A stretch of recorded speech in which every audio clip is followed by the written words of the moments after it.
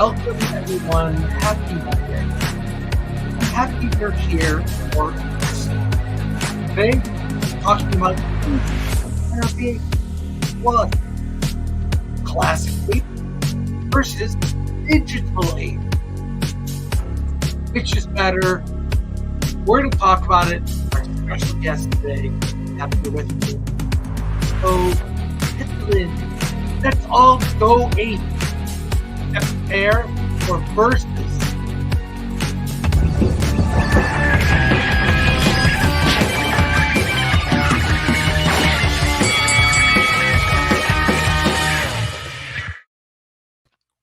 Hey, we've got a great group here, and two of them are late.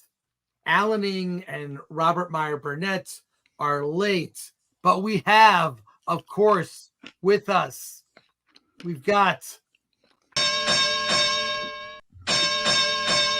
Doctor Paul Theo and the Verbal Riot in the house. What is this? What you had balloons? What is that? Yeah, it's Mac OS. If I do the right hand signals, Do it. so just one V gives me. Oh no, that's right. And then lots of balloons. Lots of balloons. Yes, I could. Let's see who's in the chat before we get things started. Let's do it. Let's see. Well, we have a good comment here. It's you predicted the t-shirt I'd be wearing today. If you check it out. Flash Gordon inspired. Carlos Alfredo Lopez, who's a member, says Gordon's alive. Hail FT. Well, thank you for that. I appreciate it. And this shirt is, of course, available in the Film Threat shop. I see there's a lot of people here, and they're late like Alan. A lot of people are late. But, you know, probably the best comment of the day, Haggy, Chris, you sexy silver boxes. This is me being lazy. This is me being absolutely lazy and just going, I'll do a beard. But, okay, Kingdom of the Planet of the Apes came out, and I think it exceeded expectations. 56 million at the box office for it. Get your quick impressions for those of us who've seen it. I think it's fine. I didn't love it. But you know, in terms of the digital Apes movies, it's something new. It's a whole new trilogy. What were everyone's thoughts? Go right ahead. Just give a quick synopsis. I didn't see it, so I will comment on it. No, go, guys. I managed to just see it, and I will say it felt like a very expensive computer animated cartoon. Same. That's exactly how it felt. It was a cartoon. May as well have been a cartoon.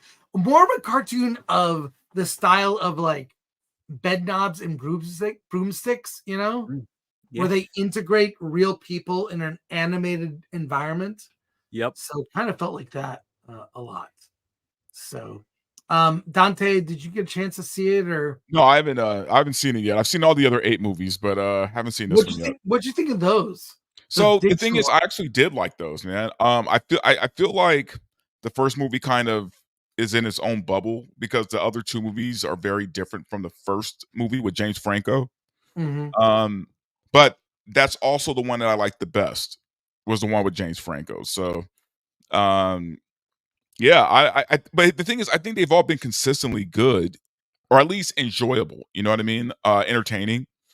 I haven't seen this new one, so I don't know how well, you know, I can't compare it. But just from what I've seen, though, I gotta admit, every trailer I've seen for it, I don't know. There's just something about it that doesn't entice me at all. Yeah, well, Alan Ing gave it a 6.5 out of 10. Wow, which was around around that 6.5 for me is what I would give it as well. That's pretty high. Yeah, 6 is high, I guess. It's above average. You know, 5 would be for me a pass. Anything 5 and below is a pass. 6 and above, and 6 and 6.5 is like mild, barely a recommend. Barely a recommend. Is the girl in the movie from The Witcher? Is it the Yeah. same? Okay. Her name's Freya Allen, I believe. Right. Yeah. Okay. Well, she's uninteresting in The Witcher. What a great choice for this movie.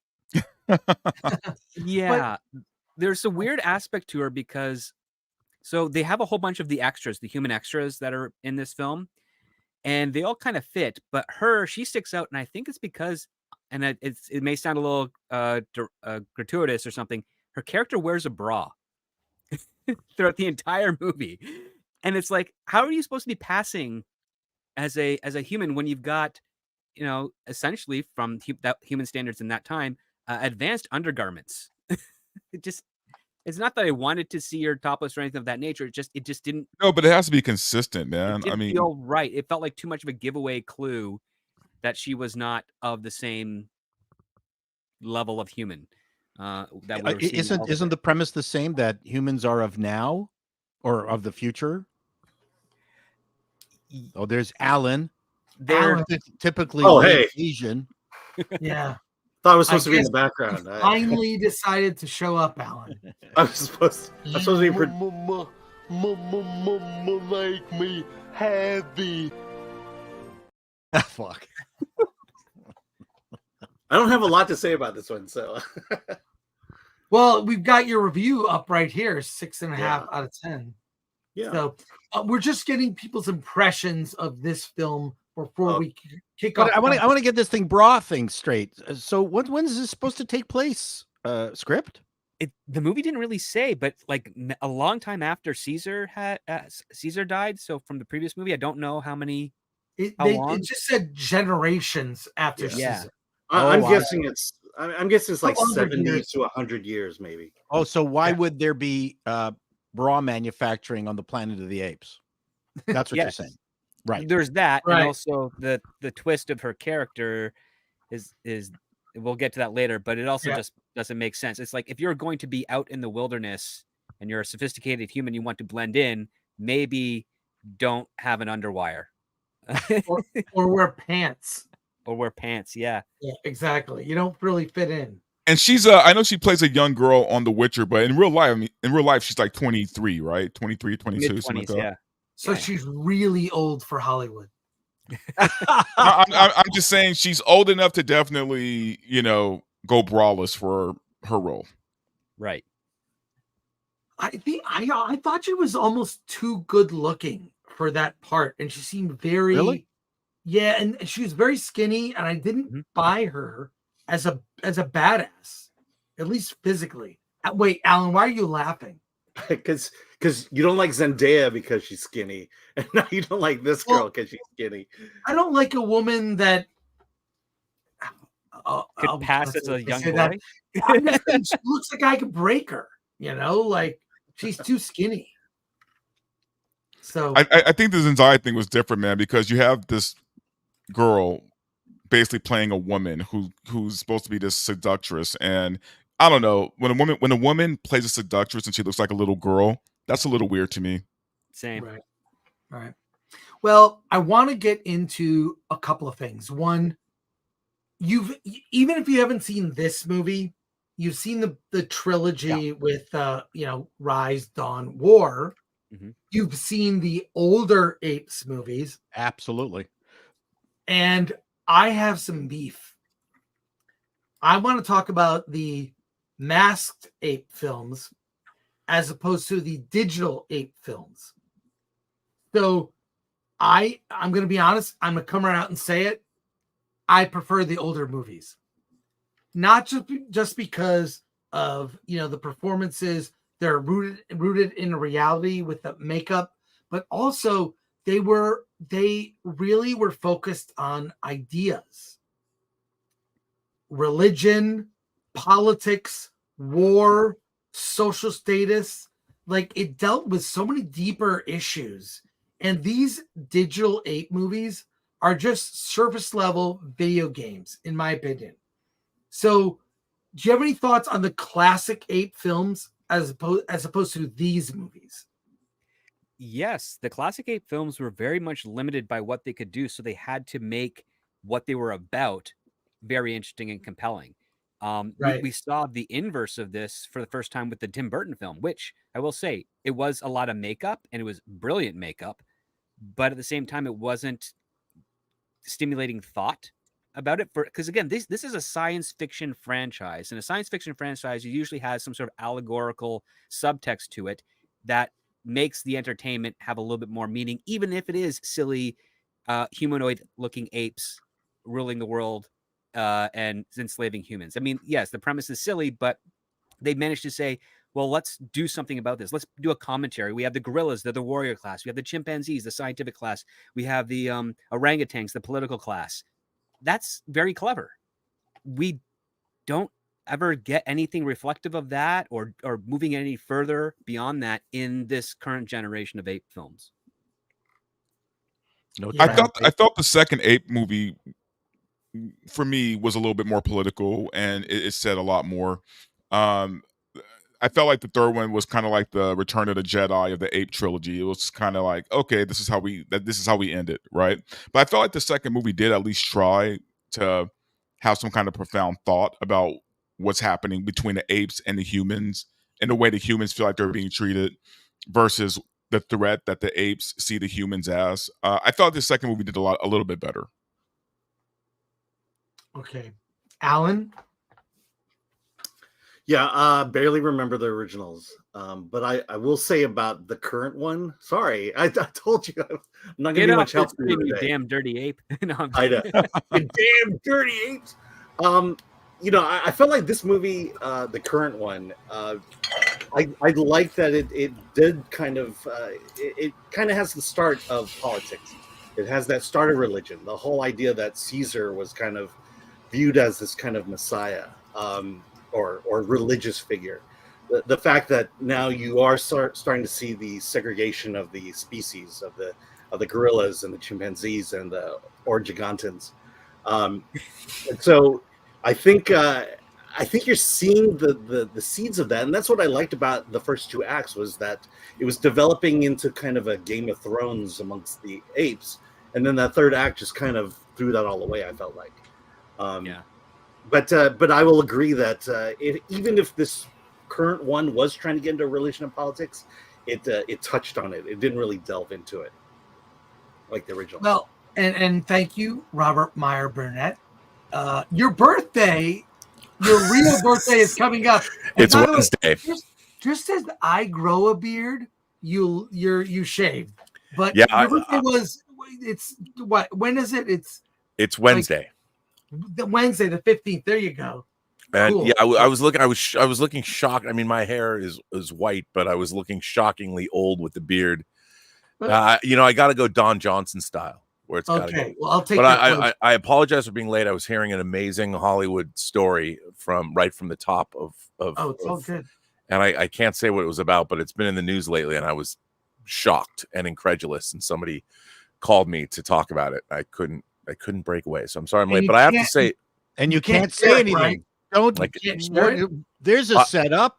I will be saying something after I clear it, after we get off the show. Oh. But I have to say about this franchise before Star Wars, for me as a young whippersnapper in the 70s, James Bond and Planet of the Apes were the most important things to me in the world. And I would go ape. I know these movies chapter and verse. And there was the animated series. There was a live action show. There were the Mego action figures where you could get the treehouse. I had it. It was great. It's the best. This, and I have to tell you something. They build the Planet of the Apes movies like they were for kids, not the first one. The greatest box set. This is the most subversive. It was always the most politically subversive franchise for kids to watch.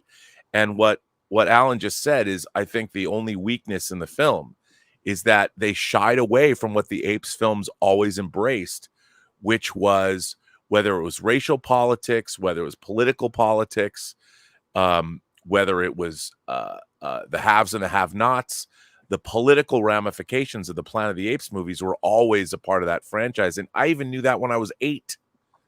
You know, you watch Conquest, you watch the R-rated Conquest of the Planet of the Apes. You can't believe how that movie ends with a call to revolution by young Caesar. It's unbelievable. Yeah, it's I read the movie novelization of Conquest in second grade.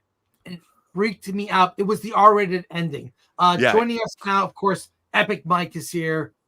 Good to see you, man. Yeah. Sorry I was running late. I had to drop my kids off at a birthday party. So I was Oh, there you go. Birthday parties Yeah. are fun.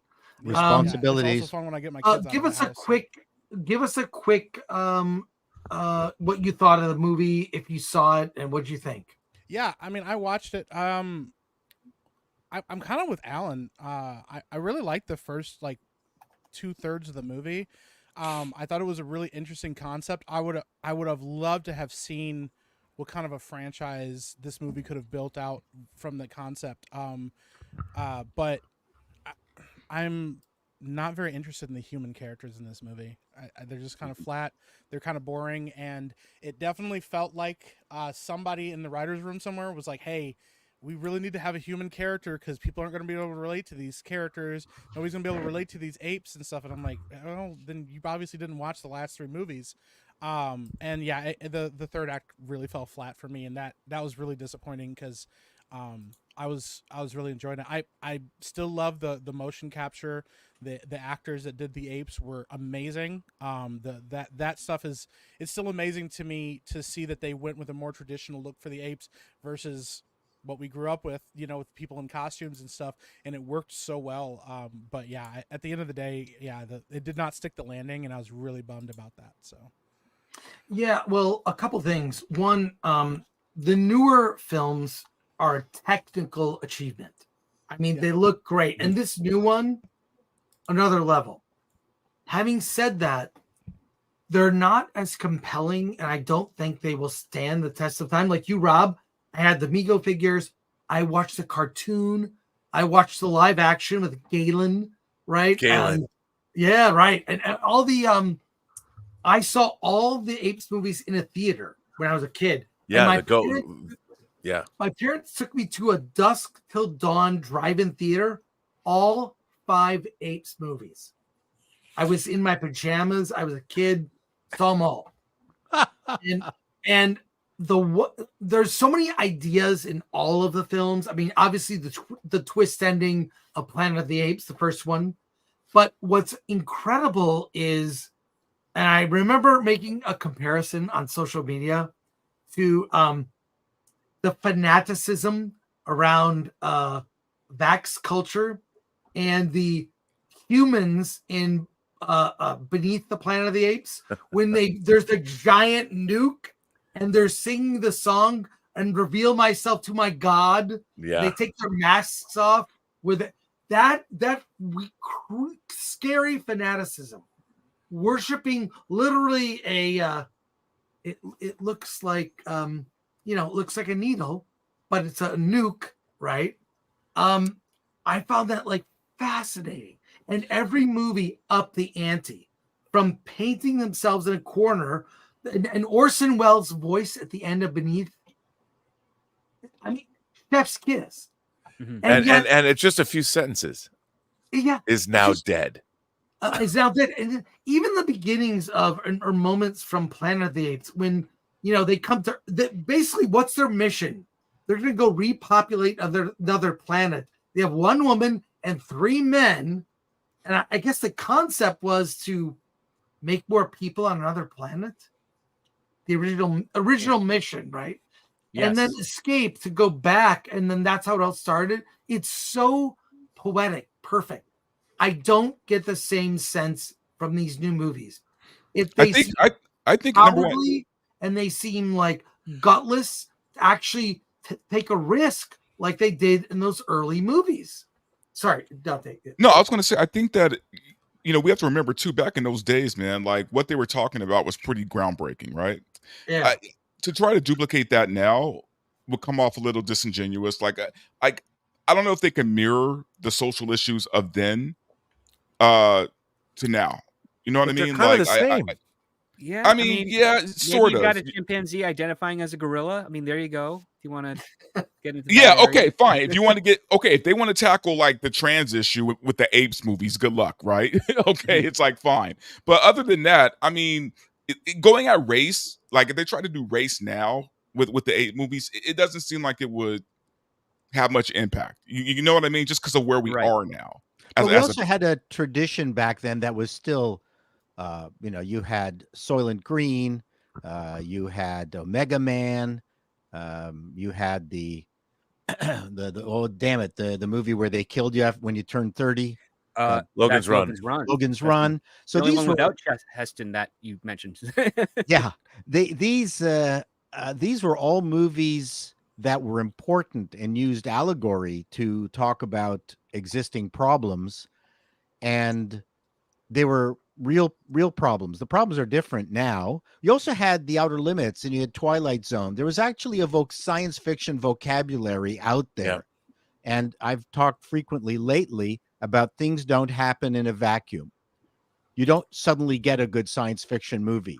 It comes from the fact that there's a whole bunch of people making science fiction movies of various quality, and one of them is just better. And we're now in a giant vacuum of science fiction, But except it's for things like The Expanse. because what can we tackle now that's going to move the needle in any kind of way? Power you know, dynamics. like in the same way those movies did. You know what I But mean? but I It think would that be power dynamics with government and wealth and how you can influence people or manipulate people through the masses, through communication. I mean, yes, I completely agree with you, Dante, that the racial allegory has kind of run its course and it doesn't quite hit as strong in the Western world today as it did 40 to 60 years ago.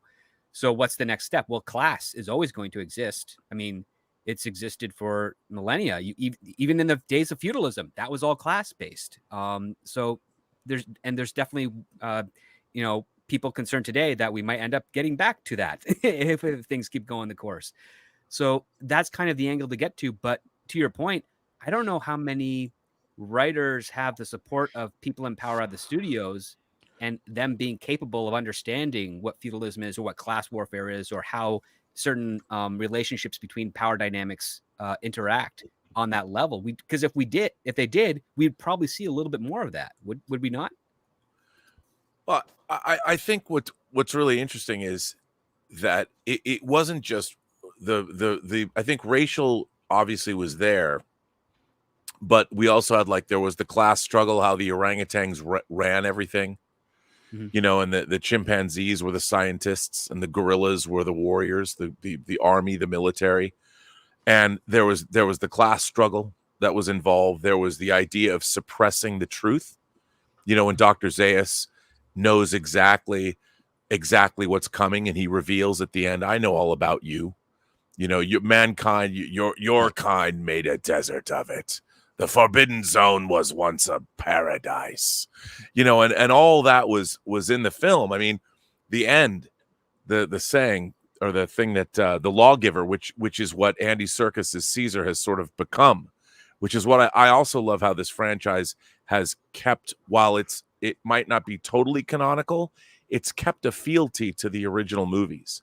You can look at this series of 4 movies and say, okay, we're leading up to the 5 other films, and while things maybe are, because it was all very nebulous, it's still, you can watch these 4 movies and go, I see how this is working. And as a franchise, I wish we received more thought put into the thought that's been put into these new 4 Apes films far exceeds 90%, certainly way more than they put thought into Star Wars. Sure. I mean, they're really, and I just wanted to read this one thing that I always loved when I was a kid. This is Roddy McDowell from the first Planet of the Apes, and then they use it at the beginning of Beneath. Beware the beast man, for he's the devil's pawn. Alone among God's primates, he kills for lust or sport or greed. Yea, he will murder his brother to possess his brother's land. Let him not breed in great numbers, for he will make a desert of his home and yours. Shun him, drive him back into his jungle lair, for he is the harbinger of death. That was in a movie that kids loved. And it was true, and it's more true today maybe than ever before.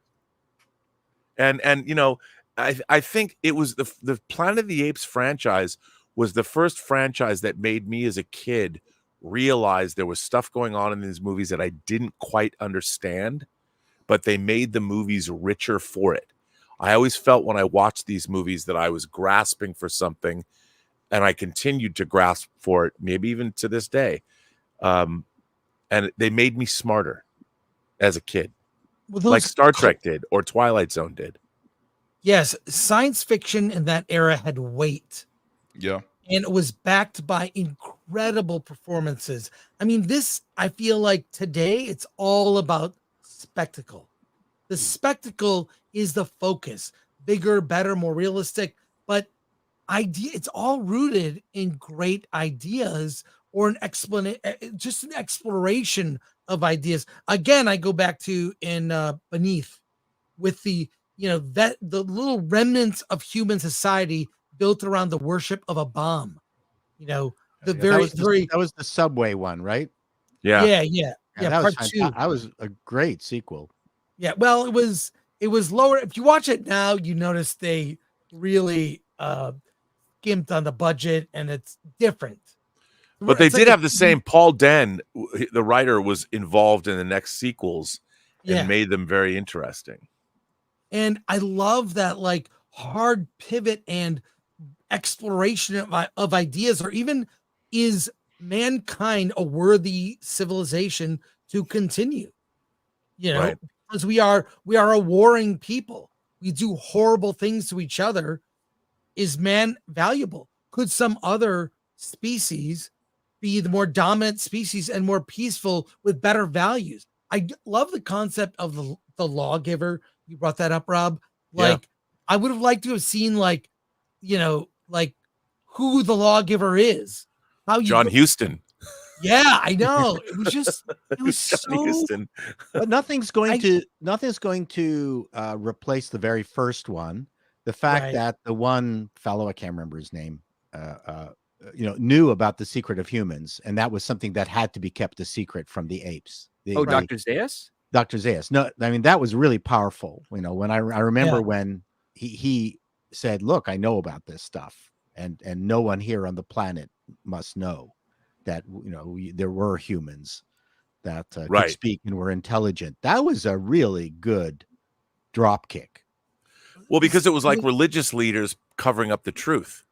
They had to sell their fiction to the masses in order to maintain control. Well, the fiction that humans were ignorant, speechless animals that had to be maintained, and the fact that this civilization was made by what apparently were these speechless, hairless apes, that was not going to be particularly good for the ape population. There was some really good stuff in there. I mean, I don't know what a modern audience would think about that movie. Yeah, a little bit. I watched. Go ahead, Mike. No, that's about as far as I got. I started watching these. Yeah, well, I watched these when I was 12. There was a marathon on like the Sci-Fi Channel, and I watched all of them. And I remember being like, "This is amazing." I still, I had no idea what was happening. Like I knew that it was cool, and I knew I had no idea the depth. I mean, I've rewatched the first one since then, but I have not watched the others. I even watched part of the series when I was a kid, and I had no idea like what I was watching. But I agree with these new movies, you're never going to be able to recreate what was special about the originals. That cat's already kind of out of the bag. But the reason I like the new movies so much was I loved that they let us see the world through the lens of the apes, and we were like relating to like their world being built and how cruel humans were, and we're kind of like, in a way, you could almost interpret it as anti-human, but I don't think it was that, because we also, like in the first movie, you have like Dave Franco's character who's like the anchor of like, okay, well, I know what good humans look like, but I also know what bad humans look like. So I love the idea of building like an inverse world where we're relating to the apes mostly, and we want to see them succeed. We want to see them build this empire and do really well and stuff like that. But we also know, where humanity came from, and we kind of know why they had the attitudes that they did. And I love that was always a struggle with Caesar in the other two, the sequels, was like, I like humans because I know what they're capable of, but I also know that they're very dangerous. I feel like with the way writing is now, I feel like that subtlety was definitely lost, and people, it's almost a scary thing to like really delve into when you start to think about, okay, well, what would, the future look like then? How do we still make people relate to the apes and relate to their struggles and what they're going through, but also not minimize like humanity. I think the idea of trying to address racial struggles within a Planet of the Apes movie is extremely low-hanging fruit. I think there's a lot of really interesting concepts, about what would an ape religion look like. Why did they, do they claim the religion like humans do, and why did they come to that conclusion and stuff? And once again, I think it is an unfortunate failing of modern writing, because there's this attitude that, well, we can't really push the envelope too far because modern audiences won't like it or they won't appreciate it as much. But here we are having a conversation about how much we appreciated the previous films for their depth, because once again, and I think this, to Chris's point, if your goal is to just entertain people, okay, cool, but that doesn't have a lasting effect. But if you're going to deal with and dive into deeper themes, and you're going to write these stories that have like a really interesting take that makes you think, or you have to chew on them, then yeah, I think they'll have a lot more, like people would have been able to look back on these compared to the originals and go, man, look at how these two juxtapose each other. But yeah, I think it's unfortunate. And Alan said this before in his review. He said, I don't know what's going to happen with the next movie. And that's what I'm concerned about, is I feel like the more that they keep doing these, the worse the legacy of these movies will become, versus they had a chance to really do something kind of special with these movies. And I think they've kind of dropped the ball on it. So, well, speaking of legacy, I just want everyone to remind everyone that this is a Fox movie and Disney owns Fox. Very true. Yeah. And Which means There we are. we might not get the creative stuff, even though with this premise in mind for the newer films, you have a chance to really do some great allegorical storytelling on the rise of human civilization through the lens of the apes and the types of mistakes that they would make that are repetitious of what we had made, or that we acknowledge have made. And like making the electric car. Sure. Or, the That was a joke. the royal dynasties of rival clans, and they touched on a little bit in this film with how the apes interpreted Caesar and what he was trying to do. Yeah. They didn't actually close the gap. They didn't actually do anything of risk with it. And the other part too is like building the civilization. Like, well, I like the idea of the eagle tribe. That was pretty cool. And then sadly they didn't really do much with it afterwards. So we got a taste of, these are like organic ape civilizations that don't quite reflect human structure, but there's enough similarity to it where it's like, we can kind of relate what they're doing. That is an interesting angle to pursue that we haven't really seen before. And Script, to follow up with what you just said, we've seen in our culture over the last 5 years, whether you all the different protests that we have, a younger generation, whether it's what happened in Seattle 10 or 20 years ago, what happened in Seattle during the George Floyd riots and all that, there's been a push toward our younger generation thinking that let's take down Western civilization and replace it with something better, something more equitable, and how therein lies the madness of Marxism and all that. You could see that the apes are like, well, we're not going to be like those oppressive humans and everything that they did to us. We're going to create the perfect civilization. And in doing so, they become just as oppressive, if not more so, than the humans that they're replacing. That could be an interesting way to go with that could be an allegory that would, because watching what's been happening recently over the last 6 months, everyone's like, let's erase basically, let's call it what it is. It's a call to erase Western civilization as a whole. And what does that look like? Let's say you get to do that. What civilization are you going to build when you are a product of a civilization that you didn't build yourself, but you've decided after getting all the benefits and protesting within the benefits of a civilization that afforded you the right to protest? What happens when you get the opportunity to build something on your own? You stop the protests. Well, I just want to see in the next Apes movie, I want to see a land acknowledgement for the humans they took the land from. That would be great. Wouldn't it? The apes to a land? Okay, forget it. But what I missed, we need to see.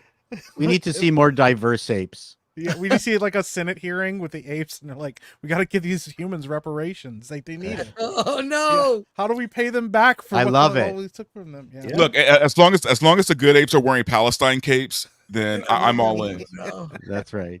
Oh my god! But I think it's not just that. I mean, but there's an overall idea now that's sort of pernicious that's been rising over the last, say, call it 30 years, that the civilization that allows people to make these pronouncements, which is probably one of the most successful in all of human history, is something that now needs to be torn down. And yet no one's offering what kind of civilization are you going to build in its place. And what happens when people don't think about it and they tear everything down and they're left in a smoking ruin of everything that they knew, and they're called upon to build something in its place and they don't know where to begin. Well, on that note, there's a moment in the first Planet of the Apes movie with Charlton Heston, right? He's watching one of the astronauts, I think it was Landon. He takes an American flag, he plants it in the sort of glistening sunlight. Heston looks at it and laughs in a mocking way. And there's a great camera shot up into his laughing face. Yes, it's a meaningless symbol. And that idea even like shocked me as a kid. Oh, and also the first movie, go down, this is a different rabbit hole, but I hired a dominatrix back in the 90s. Okay, this is going to be a weird. Okay, I hired a dominatrix. You can't stop now, Chris. You can't stop now. To watch the first Planet of the Apes movie because there's so much veggie stuff in it, like Makeda Saad, like torture and he's forced in a cage to have sex with Nova, right? He's bound, but not just bound. It's like bound in like these weird Makeda Saad like S&M stuff. Don't tell me, Rob, you don't know what I'm talking about. Oh, I know. Okay, but it's only the first movie has that. None of the other movies have that. But this dude, they can't do that now, Chris. They can't do that now. Okay, well, I got to give you my parallel story. You know I was doing a parody of Playboy magazine for the University Rag, and it was called Kitchen Sex Magazine, and it was all vegetables with Barbie arms and legs sticking out of them. So, and they were in various poses. But I went, I need to get up the ante, and we at the time in Toronto we had massage parlors. So I went in.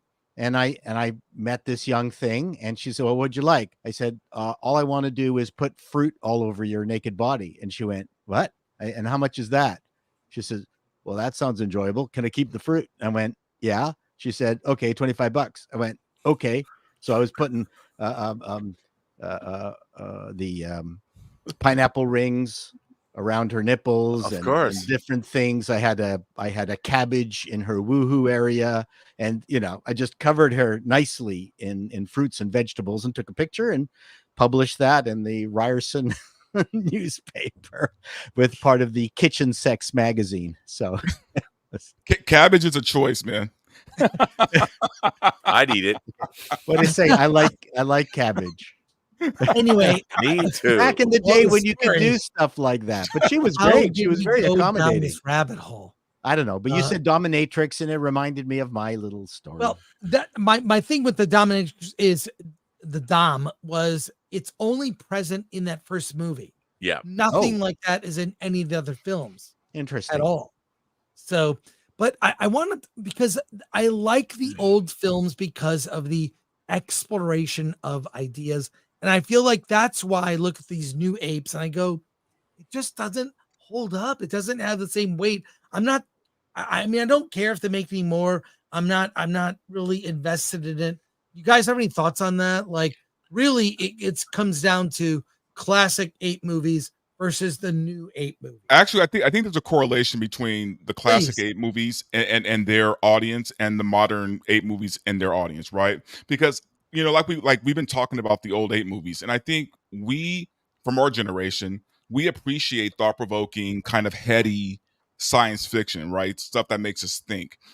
today it's all about spectacle, right? It's all about flashy CGI. It's about Avengers movies. It's about, uh, crazy things that you would never have seen back in the day, right?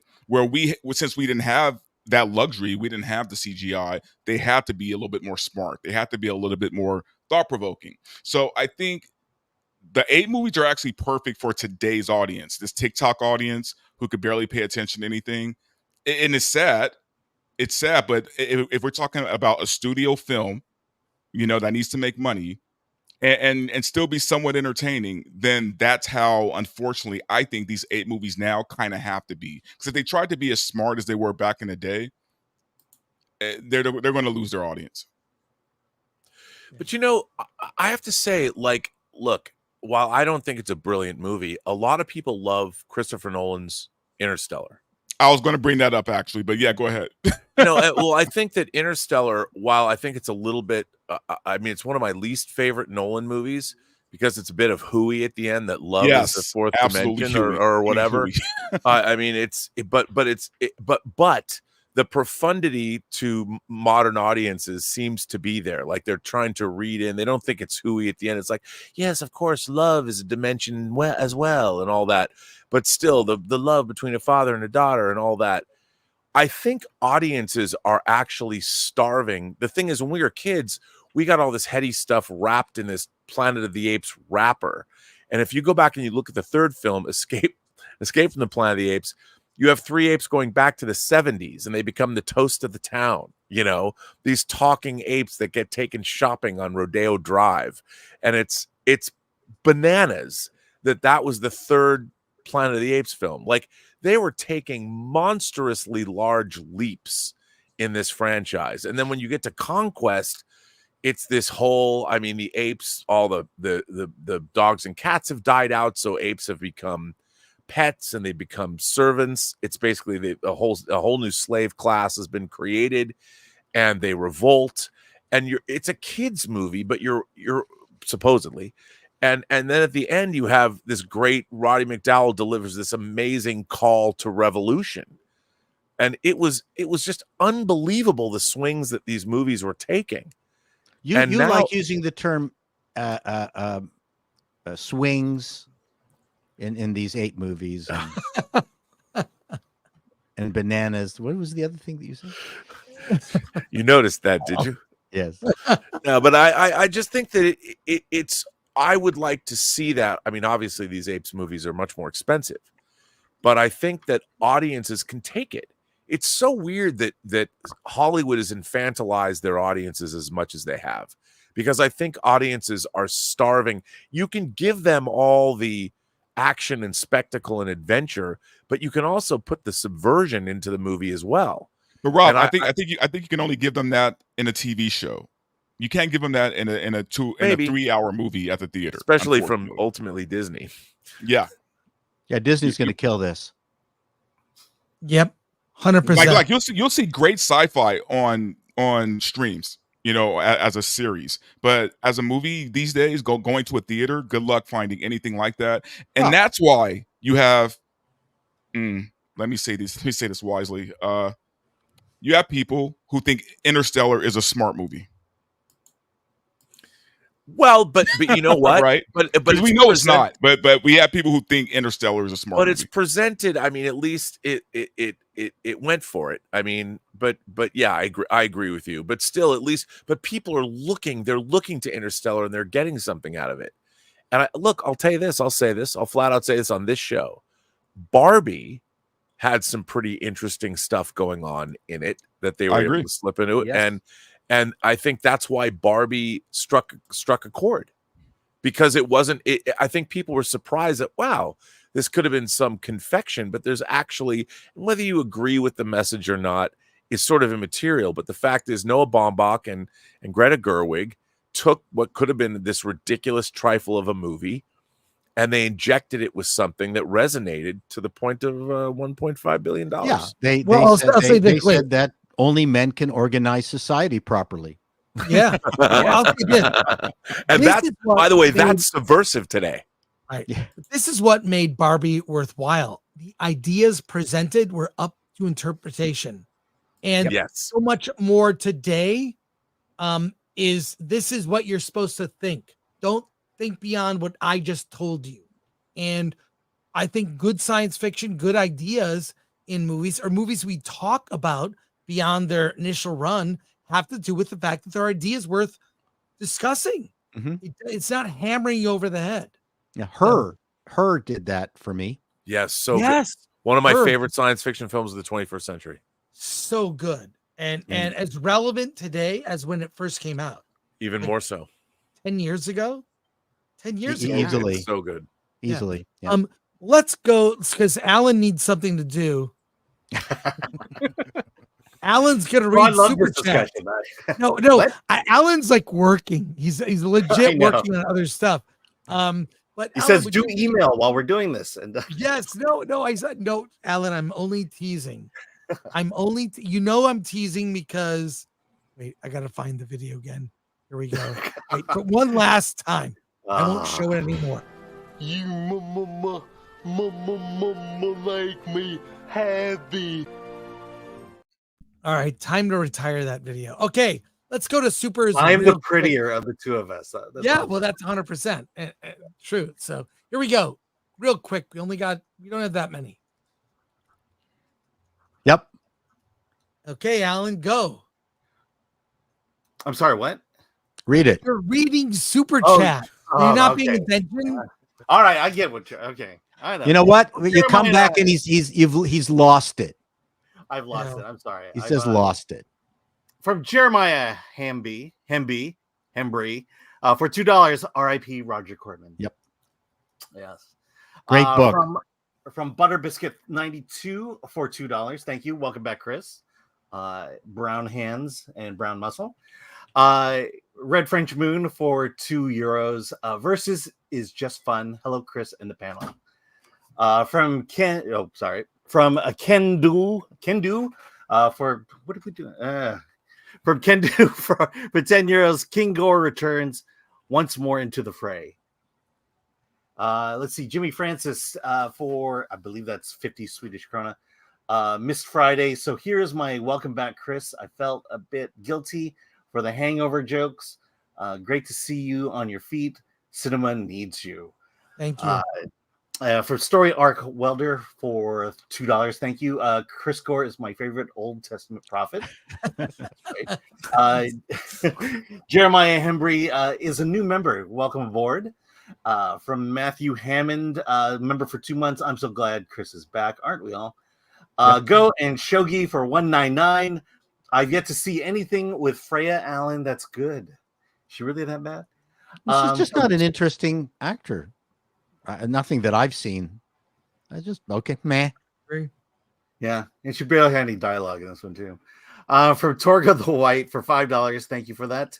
The True Lawgiver is Dr. Pearl. Dr. Pearl Forrester, obviously, just ask Dr. Bobo. I'm sure that means something.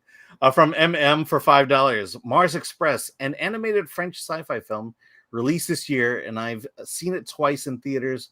Both times the theater was near full. It And looks Yeah. fantastic. It's great. I've seen it.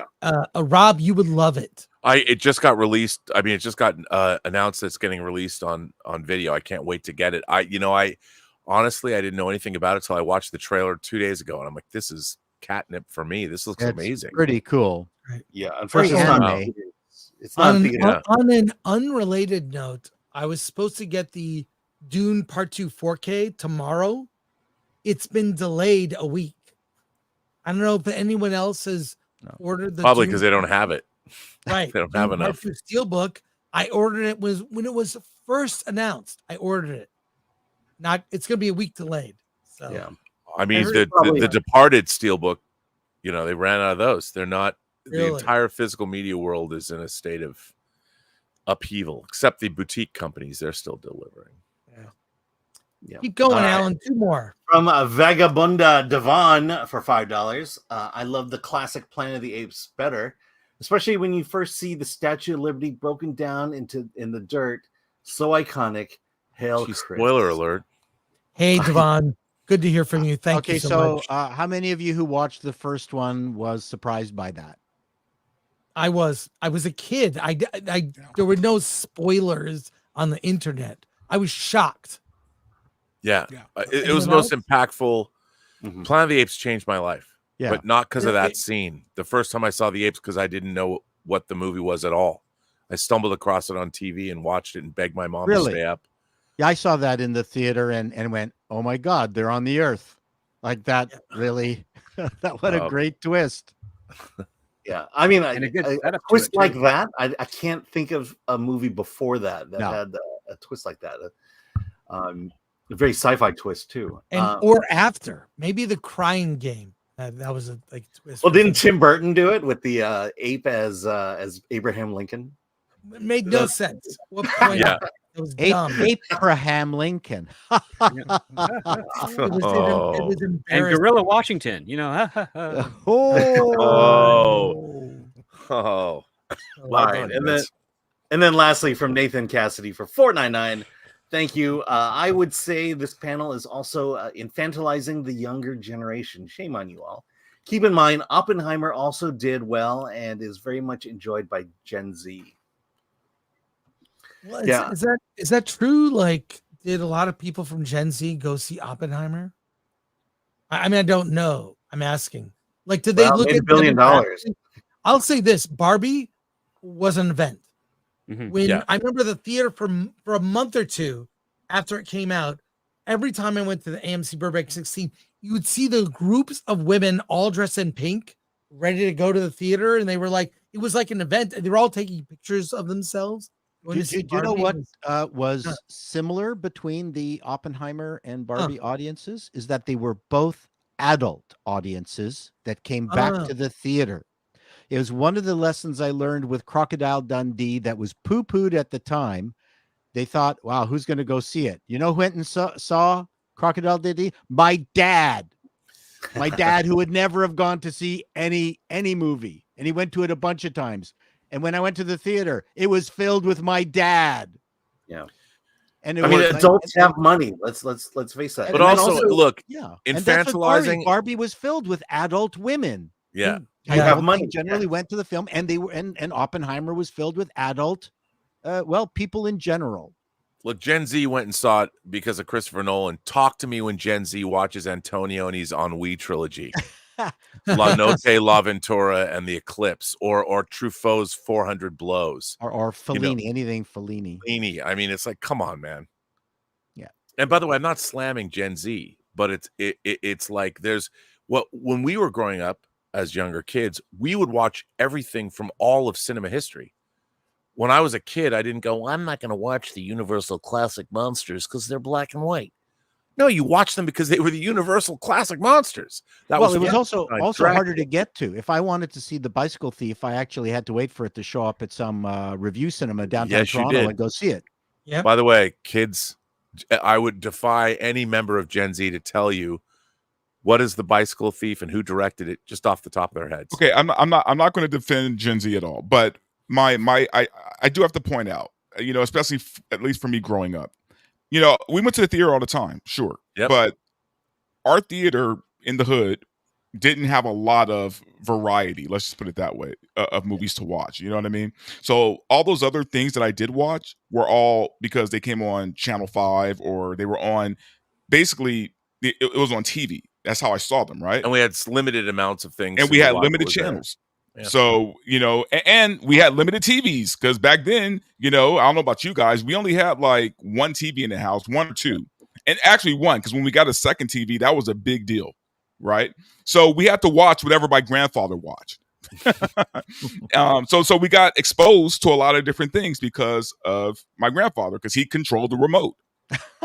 And when I say remote, I meant us, because we changed the channels for him. Yeah, you have to go change channels. Yeah. So yeah, whatever my grandfather wanted to watch, we watched, right? So I want to but see that now- scene in a movie. That's a great That's great. scene I like you just that scene. described. But now we're talking about Gen Z who have so many options, right? They have their phones, their laptops, their computer, their everything, right? To divide their attention. They're never going to have the same level of exposure in a weird way because it seems like they would have a lot more now with all the devices they have. But Well, part of the problem is that they none of these things are an oasis. So when we were young, especially me, you'd go, wow, there's absolutely nothing on. And then suddenly Sunday morning at 6 a.m., there's a Ray Harryhausen, film, a stop motion Hercules or whatever. And you go, and it was just magical. But there are gigantic gaps of nothing in between moments of being entranced and entertained. Or you got stuck with watching some 4-H club show because there was nothing on farming because there was true. nothing else on.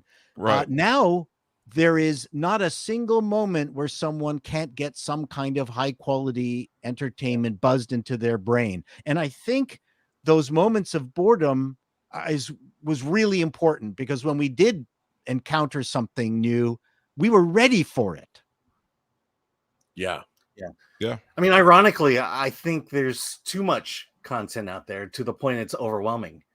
It's like I know, like whenever I go through Netflix, I'm overwhelmed by all the choices I have, and ultimately I wind up choosing nothing as I scroll through that menu for like 10 minutes and realize I'm just going to go to bed now because I'm tired. When I was when I was growing up, the nearest theater was like an hour and a half away from us because my grandmother lived out in the middle of nowhere. So yeah, I grew up watching like the Sci-Fi Channel, and also that was back when you like could tape things off of television. My grandmother had every single episode of the original Star Trek.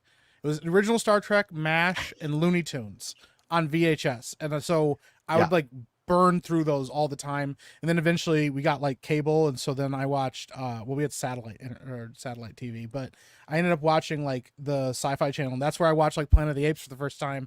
And I watched a lot of like sci-fi classics. I watched like all of the Star Trek like shows and stuff like that. So yeah, I didn't get a lot of movie experiences till I was a little bit older. So I've tried to go back and catch up on some of like the classics and stuff because I do think that there's a lack of appreciation for what has come before. I think sometimes there's an attitude of like, well, they're not doing anything I haven't seen before, but it's like, yeah, but you need to know where those ideas came from in the first place, and how often, filmmakers of today are inspired by filmmakers of yesterday and stuff. And I think that is definitely something that gets overlooked and forgotten. And it's kind of sad because there's some really good stuff in there, and there's some really great storytelling in there. And they did the best with what they had, which to me often breeds better stories than just, we have a huge budget, we can do whatever we want, and so we'll just throw it out the wall and see what sticks. 1960. The original Planet of the Apes was 1968. Wow. Like, Yep. Wow. I saw it in the theater, so that would have made me 14 years old. I didn't see that one in the theater. I saw the later films, and what was interesting, I don't know if anyone else near my age remembers this, but the Apes movies were like promoted at the theaters that were like downtown Detroit, where I grew up. So it was like the Adams Theater and all this. They were almost promoted like blaxploitation movies. Like, and when they ran the ads on TV, they always focused on the violence, all the violence, and they emphasized that aspect. But I didn't see the first two movies in a theater. It was only the later ones. So, yeah. All right. Let's see. I want to go ahead, Dante. You were going to say. Oh, you're muted, Dante. You're muted. There we go. Sorry about that. I was good. saying that if they were smart, they would just re-release some of the older movies back in the theater. Well, like they used are to with do a that, lot of too. films. Oh, sorry. Yeah. A lot of classic movies are coming out. I just got tickets to the Muppets movie. Wow. Yeah. Oh, Have you been paying Can't attention wait. to how many classic movies are just being re-released? Yeah. Oh yeah. All the Spider-Man movies, every week it's a new one. And I mean, Phantom Menace, #2 at the box office. Is Hollywood in trouble? Lord of the Rings. Well, there's Lord no of the they don't have Rings. enough they don't have enough movies because of the strike. Yeah, and You know, it's turning the major theater chains into repertory cinemas because that's where you'd go to see those re-releases before. True. See, True. Fathom Events is spearheading this, and they started last year. Last year was Fathom Events' highest year of revenue ever in their history. Wow. And Not just- I believe a lot of it has to do with the classics they're putting out. Yeah, not just that. A24 is doing a series where they take one of their movies and put it in IMAX. I saw Ex Machina, Hereditary. There's so many. They redid Pi. They put Pi, Aronofsky's Right. Pi, Oh wow. which they just shipped to me the 4K version of Pi. I mean, this is actually a fascinating kind of axiom of sorts where, because I always say when you're getting into the entertainment business, you're not competing with the people you're making movies with today. You're competing with the people that have made the best movies ever. Yep. That's who you have to measure yourself against. And because we're getting popularity with audiences into these re-releases, it just further affirms the fact that, yeah, if you want to make a movie that's better than, Kingdom of the Planet of the Apes, okay, that might be like shooting fish in a barrel if you got the special effects and the budget.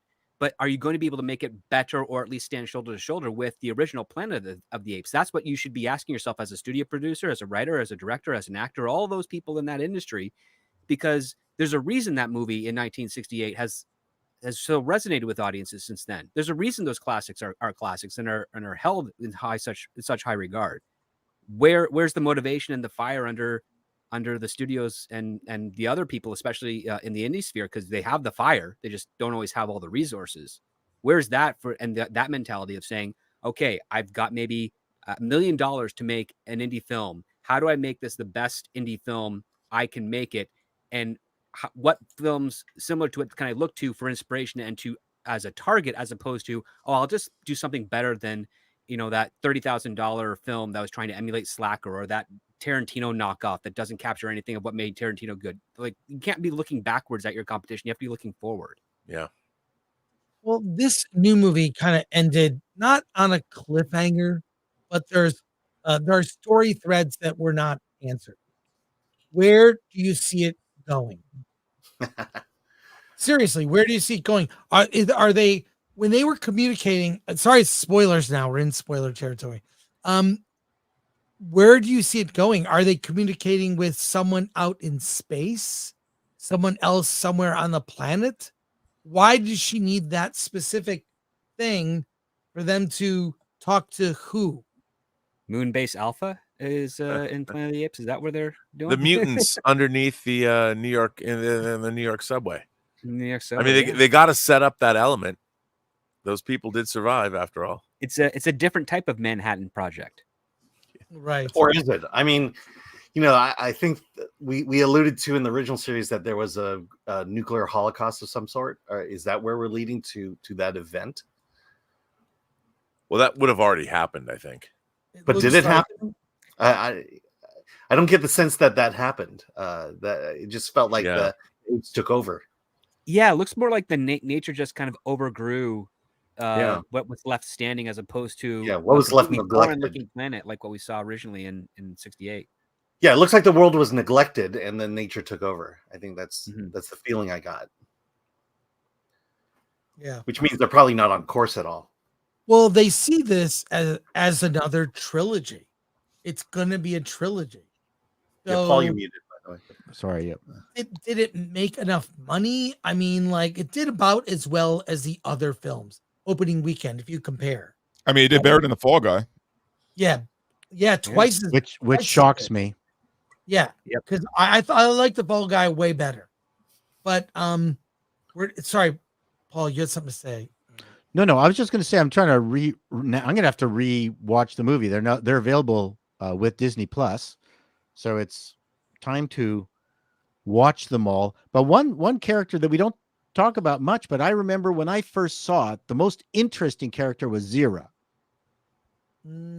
I just the haircut was very, that's interesting, and the character was very mindful and seemed to have the right things to say, in between all the bombast and the different factions. Mm-hmm. She was the person, she was the individual that had, I thought, the right story, and she fell in love with kissed Heston. So that was the first male to. So damn ugly. Yeah. I mean, wasn't that a great line? It was great. And so to me, no one talks about Zira, but I remember I'd like to kiss you goodbye, 14. Doctor. Spread him, bitch. Does man still make war against his brother? I leave the 20th century behind with no regrets. There you go. I don't have to watch it anymore. So anyway, I just Yeah. thought I'd mention That's that. my No one estimate. talks about Zira. I just want to say that.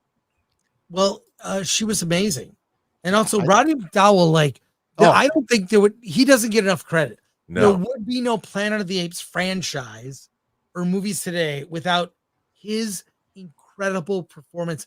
As cheesy as the makeup looks, so to put that aside, they acted through that makeup. Yep. Really, they made it that good. Yeah, but at the time it wasn't cheesy. Well, No, true. it's state of the art. And you know what? The one thing that I really appreciated about the classic Apes films versus the ones today is that, yes, they're not as sophisticated, but there's a certain extra additive of evolution to these apes that makes them a little bit closer to human. Whereas in the modern ones, they still retain a lot of their apeness. They're just size and they just talk like humans. It just doesn't feel like there's really much more evolution going on with them besides the intelligence aspect. And I thought that was kind of weird because I liked the idea that the apes were in Planet of the Apes, the originals were pretty much no real different than human, other than the fact that they were upright apes that could, hunch over, run on all fours, do all those things. But when they didn't have to, they walked and moved just like humans, and also wore clothing. They had textiles. That's nice. When were we going to get apes in textiles, proper textile clothing, and pants and cool leather jackets? Yeah, and chimps wear green. Rank or orangutans wear orange. They're cheesy. Tom from Midnight's Edge points out they didn't have nuclear war in the new films. It's just everything's overgrown. Mhm. So, well, does anyone have any theories about how this is where it's going to go at this point? Well, that's what I'm saying is, maybe it is leading up to a nuclear war. There was implication that there may have been nuclear weapons in the vault. Right. And I will say this: the most interesting idea that came out of the current one was the idea of evolution. Was that Proximus, once he got into the vault, he himself would evolve, levels at a rapid rate. And to me, that was interesting. And again, it just felt like that they just casted aside that idea and went with the ending that we got, which just seemed like a huge left turn. And I think that's what bothered me the most about the movie is, that reveal of the people in the bunker. Maybe that's how you get rid of all the smart humans now through a nuclear war. Or an attempt to try and Omega Man it with finding the cure for the simian flu. Oh, yeah. Yeah, there you go. All right. We are doing a shorter show today. So I want to get your final thoughts. We'll also go to super chats. Final thoughts for you guys, because I feel like this movie was fine, not groundbreaking, not like bringing me back or being interested. So, what are your final thoughts on the new film and series? Well, I'll go. I mean, like I said, I haven't seen it yet. I do plan on watching it though, just because, like I said, I do like the modern series. I don't love it, but they were entertaining. They were fine. I think though, I'm so just burnt, man, on franchises, and the thing is, I think a lot of people are. Like, I think a lot of people are burnt on franchises, and so where they go from here, it might be smart to quit now. But we're talking about studios, so especially Disney, and that's the other thing we have to think about is Disney. So, how much more Disney is the next film going to be, right? So I don't know. I really don't know where they go from this point. Like, because I didn't see this film, but I just think as a series, maybe it's time to wrap it up. Maybe it's time to move on to something new. Yeah. Let's go to, before we get everyone else's final thoughts, I want to go to the final super chats. Alan? Yes. From Matthew Hammond for $4.99. Thank you. Did the good writers go from movie to TV? Could this explain why there are so few thinking movies? What about M. Night Shyamalan's movie like Old? which is based on a graphic novel. Yeah, I kind of like Old. I don't mind M. Night. He's like trying to do. He like does B-list, Twilight Zones. And Rob, He takes the craziest swings though. yeah, he does. Rob, you mentioned on the stream To Serve Man, the Yeah. Twilight Zone episode. That episode blew my mind as a kid. That was the first Twilight Zone episode I ever saw, and my mind was blown. I was same here. I was frightened. My sister and I like slept with the light on. We were so scared. Terrifying. It was Terrifying. Mine was the pig episode. Same. Eye of the beholder. Yeah. Eye of the beholder. But I mean, is it that all the good writers are moving to TV and that movies are no longer thinkers anymore? It's called Rod Serling is dead. That's what the problem is. But I think the problem is that studios are now in the global game where they have to make movies that appeal to a global audience. So comedies are out because comedies are colloquial and their comedy is not the same the world over. And they have to make movies look. If you go back and you look at, well, we do need comedies, but the problem is that comedies don't, the business model, by the way, defined by Wall Street, is that you have to spend $150 million to make $1 billion. Where if you really look at what the entertainment business would do is spend, like I'm wearing my Hunt for Red October shirt, spend $30 million and make $300 million. That used to be the business model of Hollywood. You look at a Smile that Paramount made for $18 million and it makes $200 million. That was before in the day a great result. But now they're chasing these ridiculous home runs all the time. And we don't get, one of my favorite studio movies ever is Paul Newman's The Verdict. That would be a 10-episode streaming show today rather than a 2-hour film starring Paul Newman. And it's really sad, to be honest. The irony of that $150 million to make $1 billion is the fact that too many people in Hollywood think that means $150 million for one movie. It doesn't. You can make $1 billion with $150 million by making multiple movies. Yeah, that 10 is what movies Wall or Street 15 was probably movies. trying to convey, and everyone in Hollywood was not looking at the big picture to see, oh, wait, that's just what we've been doing all this time. You're 100% right. So if you make 150 movies that cost $1 million, you can make $1 billion. You can't make a movie for $1 million. Yeah, No, not anymore. You can't even make a 5-second commercial for $1 million. But you could make that is insane. Yeah. 5 $20 million movies or 10 $20 million movies with $200 million. The thing is, studios don't even know how to make those movies for that price anymore. No, they have no clue how to do it. You've got TV shows that cost $10 million an episode now. Yeah. Well, you guys were talking about it on Midnight's Edge this morning, but it seems like the big money goes to the event feeling movies like Barbenheimer. Mm-hmm. Yeah, Barbenheimer was an event, and it covered 2 separate movies. And and you're just not going to, what's the next event movie? The must see movie that's coming down. Although the part of the challenge too is that the theaters have to price the movies based on the budget spent to make them. Because you walk into a theater and you go, okay, I'm going to be spending, let's say, $20 on or $15 on a movie. I can either spend it on this $200 million movie that will have special effects and clearly I'm going to get my money's worth from a what do you call it? Production side? Production, yes. Production value's worth. Or I'm going to see this Ben Stiller comedy they did for $3 million that looks like it was done in a shoebox. And I still have to pay $15. Am I going to go for the things with all the whiz bangies, or am I going to go for just the funny shit? They have to change the what you're being charged in the theater. This is not the theater's decision. This I know that. No. Yeah. I'm not blaming the theaters. Hands are tied. Disney is shoving down. Disney would shove down all its films to theater owners, and now that it has Fox, it's shoving that down their throats. But I get what you're saying. Well, James Cameron even suggested that movies, if it was a bigger budget, you'd pay more for it. Yeah, if it was a small indie movie, it would be cheap. Yeah, that's I agree with that. Mhm. Yeah. There's like a cost analysis that audiences are doing now that they didn't used to before.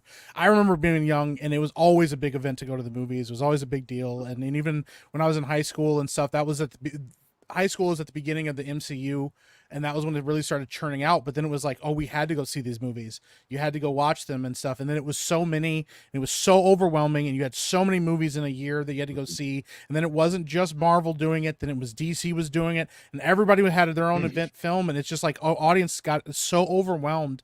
And yeah, I know I talked with Alan, last week. I know a lot of people that are just really hesitant to go to the theater because yes, it is very expensive, but also because they're like, am I even going to enjoy what I'm watching? You just never know anymore. But also remember when popcorn was like $3, yeah, $5, right? Yeah. See, that's the Still thing. too You're not just paying for a movie ticket, right? Yep. You got what, $15 for a drink, $15 for popcorn, and $20 for a movie ticket. Man, that's $45. yes. I'm sorry, that's $50. My math is off. That's $50 to go to the movies, right? Yeah. And God forbid you take a date. You're going to drop $100. Me taking my kids to the film, it's very expensive. I'm like, we're gonna go pick a movie that I know you guys are gonna enjoy, because like if you guys, and we're like, I'm like, use a bathroom before because we're not leaving. I'm like, we got to watch this. But like it's unfortunate because it's when the attitude around movies became so formulaic of like, okay, we got to churn out these big event movies and we got to do this, it kind of ruined the magic of like going to see a movie and maybe not knowing what to expect or not knowing what you were going to get, or you go see a indie film and you find out, wow, I love this film. This was great. I mean, before I'm not blaming 2020 for it, but before 2020, I would probably go see 3 or 4 movies, like, I don't know, every like month like more than that. I'd probably go see like 1 to 2 movies a week with my friends, because they were cheaper, and we would like just go see whatever we could see in the theaters. Nowadays, I'm like, I just don't think it's worth my time. My time is now more important, and I think that's what audiences are feeling. Their time is now worth more than the money it costs to go see a movie, and it feels like the studios don't really value the audience's time anymore. It's obvious that they're just, they definitely don't, especially when they're pumping out like 2.5 and 3 hour movies as tent poles. I mean, I missed the 90-minute movie and the hour 45-minute movie for like an action and comedy respectively, or comedy and action respectively, because that's your bang for your buck. And it's like, okay, if it's gonna suck, well, at least it's only 90 minutes or an hour. Yeah, 45. at least I didn't go see a huge thing. I like longer movies, but I like longer movies because they're supposed to be longer. Like Oppenheimer, to me, I liked that it was as long as it was. I enjoyed it. I felt like it was well paced. I didn't feel like I was in a really long movie. But yeah, there's some movies you're like, oh my god, is this? Well, Lord of the Rings. Yeah, I mean, Lord of the Rings, yeah, like that, it breezes. But like, there's some movies, now, and it's like, 2.5 hours, and you're like, oh man, when is this going to be over, man? But also back in the day, we had matinees. We don't have matinees anymore either. Nope. I mean, there was a time where you can go if you went early enough. The ticket was half off. We don't even get that luxury anymore. Yeah. Or double. I managed to do that today for Kingdom, but that was just because we do kind of have matinees, but they're not really as discounted as they used to be. Dante, your quote from the chat comment there. You see it? Yeah. Yeah. Here's an interesting comment, Alan. If you could read that. Yeah, from the nerd far away. Anyone ever feel like we're living in the franchise wars, but instead of Taco Bell winning, it's going to be Disney? Disney's not winning. No, they're not. Disney's not winning right now. I know. Yeah, because They they may don't be have very 3 wealthy, shells. but they may be very wealthy right now and have a lot of land that they own, but they're the sustainability model that they're doing right now is not helping. It looks more like you're going to have a race between Warner Brothers, Universal, and Sony for who's going to be the king of Hollywood for the next generation. Because Disney has been it for the last 10 years, and well, we're living in the results of that. Well, I mean, look at it. Disney has Wolverine, Deadpool. They have That's Planet it. of the That's Apes. all they have. Well, they have Planet of the Apes. They have, Alien they have Romulus. 3 movies, all of them Fox. No. Yep. Disney does not have Deadpool. Chapek does. Oh, right. Alan, a few more here. We'll get through these and we'll go to final thoughts. But here we go. Final thoughts. From Bush and Ryu Cat for $5. Thank you. Chris in chat, Dune Part 2 out in 4K Blu-ray tomorrow. Nope. What's your feeling on there being no IMAX screens included? Scenes. So it's next I'm week. pissed because for some people will get it. I'm not getting it. I'm told from Amazon, so I have no idea. Yeah, they should do an IMAX release. Mhm. Just do a 4:3 or whatever IMAX release. That would be great. But yeah, I'm pissed. So Well, that's gonna look bad on my cell phone. That's all I can say. From Crispy for $5. 400 Blows is a tough one, I think, because appreciation for it is helped by having a sense of melancholy and hard times, things we protect our kids from. oh, interesting. Well, if I could speak to that, I think what's really frustrating for me over the years is that watching movies was a way that I learned about the human experience from around the world and in different times. Grapes of Wrath, for instance, watching that, Henry Fonda, or Gone with the Wind, or Lawrence of Arabia. These classic movies were there to teach us about the experience in our recent past, or our history. World War II movies. And it seems like today audiences aren't interested in anything that doesn't speak directly to them or their own experience. And it used to be exactly the opposite. We would watch movies to have experiences of times past, times we didn't understand, and we would embrace them. And nowadays I feel that no one is looking outward. No one is seeking. They're all just waiting to have their bucket full or filled. And I think that's problematic. All right, from Plungecast for $5 New Zealand dollars. Welcome back, Chris. Glad to see you up and about. Much love from New Zealand. Thank you very much. Thank you. All right, and from French Red Moon for €2. Or can we just have a Lea Seydow franchise? Yeah, I want to see blue is the warmest color in IMAX. Can we get that? From Donut Lord, member for 3 months. Thank you for your support. Having 9 ape movies kind of scare me. I wanted 2 more to match the original saga. 5 old and 5 new. 9 seems drawn out, but I'm excited for the toys. Well, those Amigo toys were the best. Yeah, they so were good. the best. And there was a comment that got unstarred about the apatriarchy. I blame the apatriarchy, but I don't know why it went away. I don't know That's that one is. clever. I love that. So, It's final been suppressed. thoughts, gentlemen. Final thoughts. Blurt them out. Final thoughts on Apes, old and new. What do you think? Go with the ahead, old, Alan. man. I don't want to be the first. Yeah, person. I mean, look, it feels like that Fox is running out of its original inventory pre-Disney. That means soon Disney will take over, and I'm just not looking forward to the next episode. Yeah, I feel the same way. I don't have any trust in Disney to do anything right with its franchise.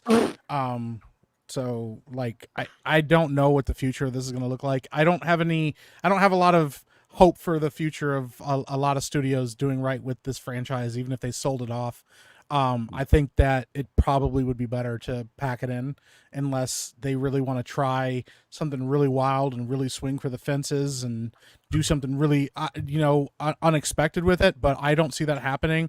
I think they're too risk averse. I see them trying to play it safe and kind of lean on this. I can't even believe that they would even using this term, but lean on the nostalgia of the new movies. To make audiences want to come. Oh, remember Andy Serkis did a great job. And I see them distancing themselves more and more from the original films because that is kind of the mantra today, is to do away with the old and reinvent with the new. And I don't want to see that happen because I think that the new movies, the Andy Serkis movies, did a lot of Easter eggs and a lot of honoring and stuff to the original films, and I think that that's what made those original films kind of resonate more with people. So yeah, I don't have much hope for this franchise. I think they should probably just pack it up. But knowing Hollywood, they're going to make another one. If this makes enough money, they'll do another one, and it'll be significantly worse than this one. So you don't think Disney will mine the IP correctly? No. IP Well, we'll probably minor. get a Disney. Maybe we'll get like a 2-episode Disney Plus show. That are each 20 minutes long, and they'll make a big Yeah. deal about it. Yeah, and I The can't, Zayas Chronicles. yeah. I can't believe I'm saying this last minute, but 1,968 people watching us live. Wow. That was the year that the first movie came out. That's So Holy share the stream, smokes. like it, and Get that appreciate screenshot. you. All that. Anyone else? Final thoughts? I have one final thought. How about some new franchises? Yes. Yeah. Not, or how about just make one good movie? Could it evolve into a franchise? I don't know. When they made the first Planet of the Apes movie, did they mean to make a franchise? No. No, of No. course not. So it was successful. I thought, well, beneath the Planet of the Apes, and then Charlton Heston didn't want to be in the movie, so they just got someone else, James Franciscus. Franciscus. Yes. And I Franciscus. do want to point out, Chris, that the Yeah. original Planet of the Apes is a literary adaptation of Pierre Boulez's novel Planet of the Apes Yes. that was set much more in the present day. The ape Yeah. civilization was not sort of more primordial. It was cars and planes and skyscrapers and city helicopters. Yeah.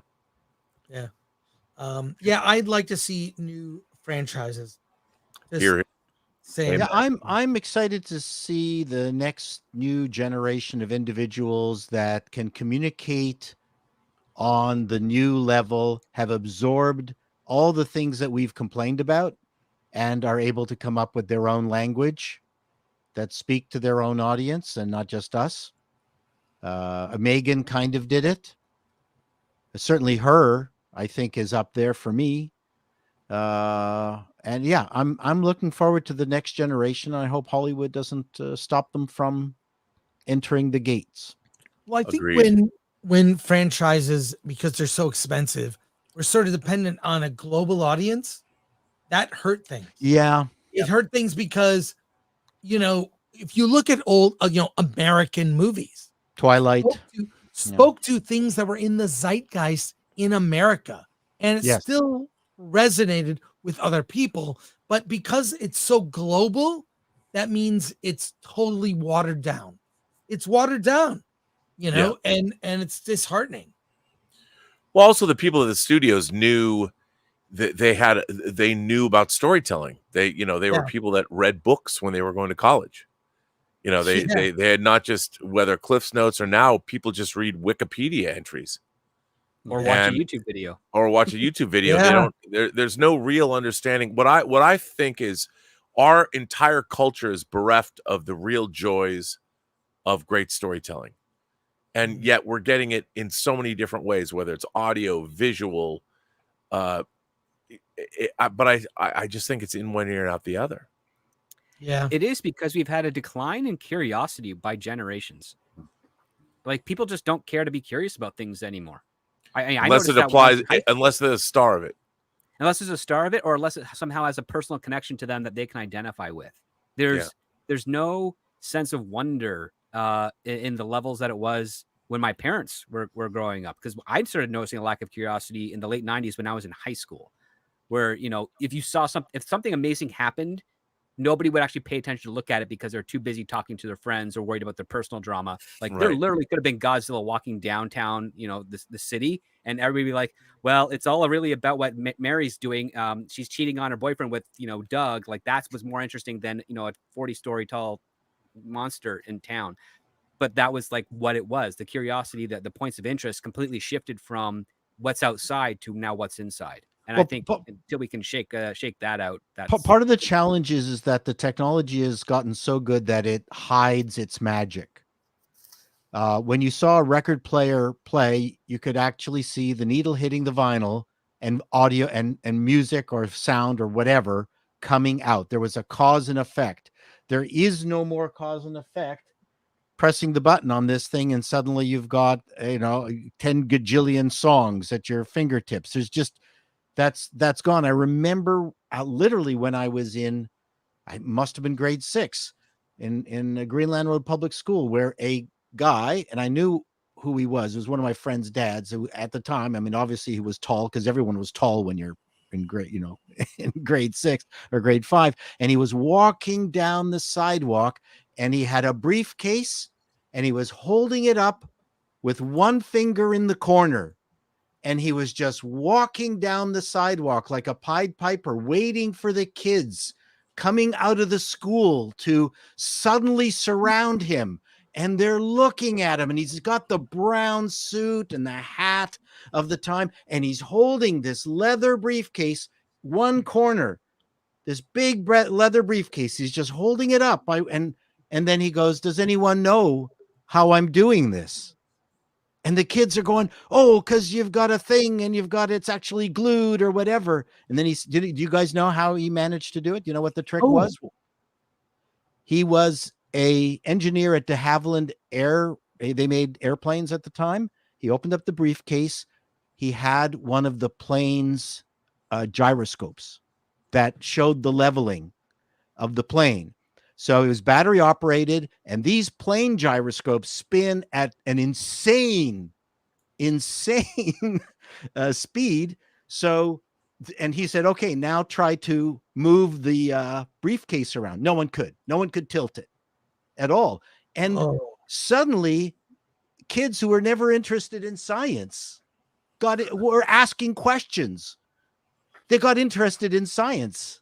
I got interested in science because of it. I mean, and so the thing is, that was a technology that you could see in action. You can still see gyroscopes now, but everything is hidden. We don't see it in action anymore. And we're also taking this stuff for granted. We're taking just the miracle of this device for granted. So I think that's part of the problem too, is that we're just not seeing the science. Yeah. Here you go. Old man lecture. All right. We're going to wrap up the show today. Please. Or I'll keep talking. Oh, we have 2 super chats. By the way. Yeah. We'll go through that real quick. All right. From Rumble, Zelatis, now a monthly supporter. Thank you. Carlos Alfredo Lopez, member for 6 months. Down with the ape triarchy. That was we found it. That's great. Very good. Yeah. I love Apes, it. Awesome. apes for Palestine. I want to get that trending. No. Apes for Palestine. But there are links to everyone. They're all apes, Dante. In the description, links to everyone's channel.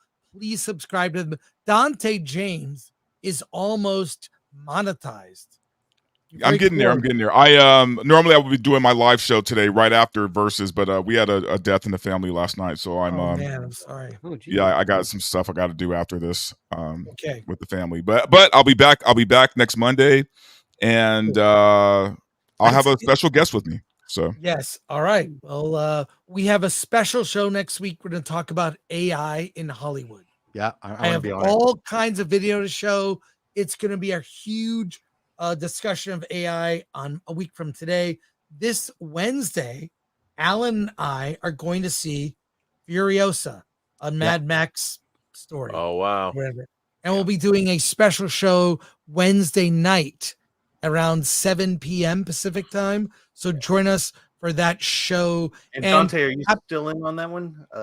Dante, you gonna go with us? See it? Furiosa? Yeah. Furiosa, yeah, for sure. All right. 3 of us. Dante will be with us. We'll have an early reaction and review to Furiosa. And this Wednesday, also May 15th, happy birthday to Robert Meyer Burnett. Wow, thank you very much. Oh, don't ruin it now.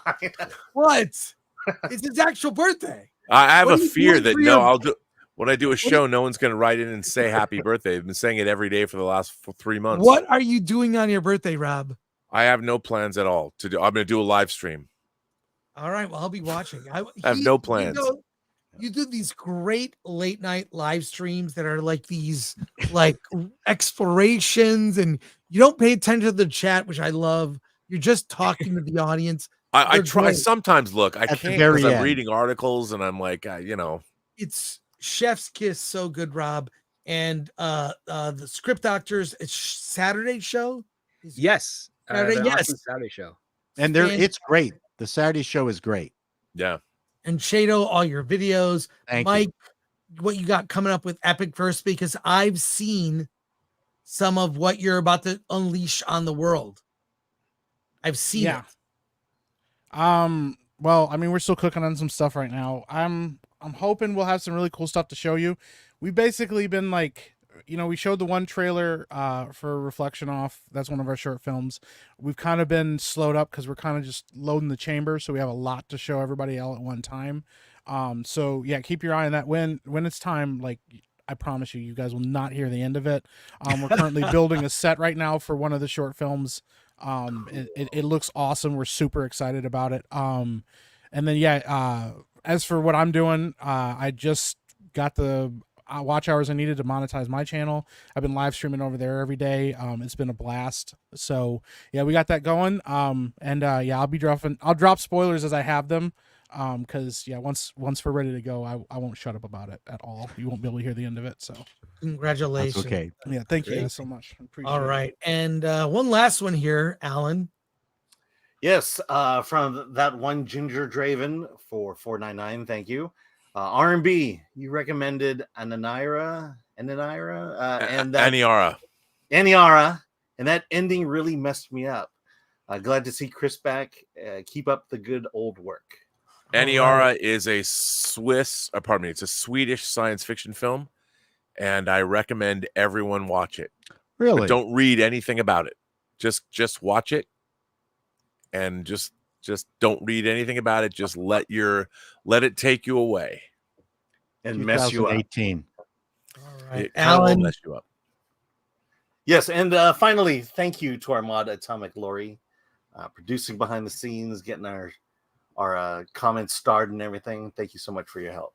and our producer, Glenn. And we will see you Friday. We're doing reviews. We've got that Ryan Reynolds movie. Reynolds movie looks like it was made with AI. I might be seeing that tomorrow, by the way. So great. Yeah. So want to say thank you everybody for checking out Versus. We appreciate. I really love introducing a whole new group of people maybe you don't always see, which is so I appreciate you all. All right, that's it for Versus today. Thank you. Take care. Thank you for sticking around, Chris. Yeah, thank you. Later, everybody. Welcome back, Chris. Hey, thank you very much. This guy. All right. Yeah.